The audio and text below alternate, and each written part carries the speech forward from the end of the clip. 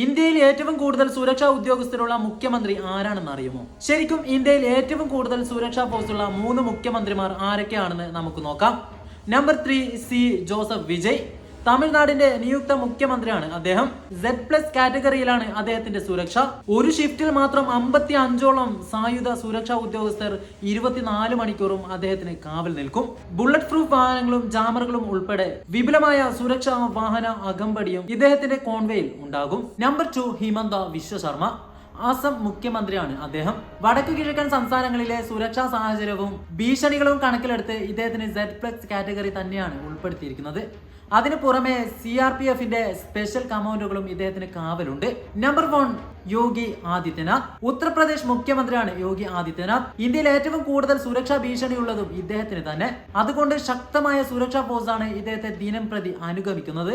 National security ഗാർഡിന്റെ നേരിട്ടുള്ള കാവലിന് പുറമെ ASL സംവിധാനവും ഇദ്ദേഹത്തിനുണ്ട്. യാത്രാവേളകളിൽ ഇദ്ദേഹത്തിന്റെ വാഹനം തിരിച്ചറിയുക പോലും ബുദ്ധിമുട്ടാണ്. ഏറ്റവും കുറവ് സുരക്ഷാ ഗാർഡുള്ള മുഖ്യമന്ത്രിമാരിൽ മുൻപന്തിയിൽ കേരളത്തിന്റെ പുതിയ മുഖ്യമന്ത്രിയാണ്. എന്തു തന്നെയായാലും ഇവരിൽ ഏത് മുഖ്യമന്ത്രിയാണ് നിങ്ങൾക്ക് ഏറ്റവും കൂടുതൽ ഇഷ്ടം?